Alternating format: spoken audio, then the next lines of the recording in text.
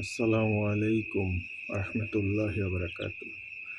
প্রচণ্ড বৃষ্টির কারণে আমার খামারের চীনা হাঁসের বাচ্চাগুলো লাইটের আলোতে তাপের মধ্যে রাখার চেষ্টা করছি। তো এখন রাত্র 10টা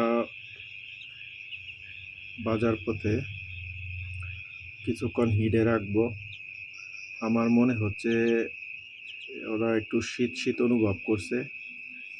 এদের বয়স আজকে 12 থেকে 13 দিন। আরও 2-4 দিন একটু তাপে রাখা দরকার। তাছাড়া আবহাওয়া খারাপ, বৃষ্টি, গা একটু ভিজা ভিজা ভাব। মা হাঁস থেকে আলাদা করে দিয়েছি, এজন্য একটু তাপে রাখা।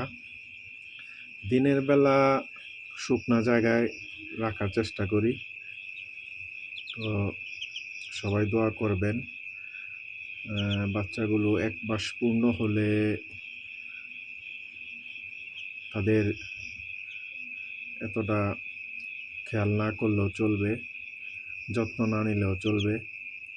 তো যত্ন সবসময় নিতে হয়, বড় হাঁসেরও নিতে হয়। এখন বৃষ্টিতে ভিজে, ঠান্ডা, বিভিন্ন সমস্যা, পেটের অসুখ, পাতলা পায়খানা, বিভিন্ন সমস্যা দেখা দিতেছে।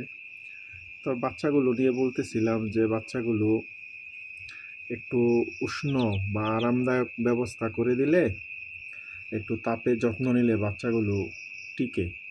নতুবা বিভিন্ন ধরনের বিমার রোগ বালাইয়ে আক্রান্ত হয়ে 2টা, 1টা, 4টা, 5টা বাচ্চা মাইনাস হয়ে গেলে এটা খামারের জন্য লস। তো কেমন রাখা আপনার চিন্তা চেতনার উপর নির্ভর করবে, খামারের লাভ লস। তো সবাই দোয়া করবেন। আসসালামু আলাইকুম।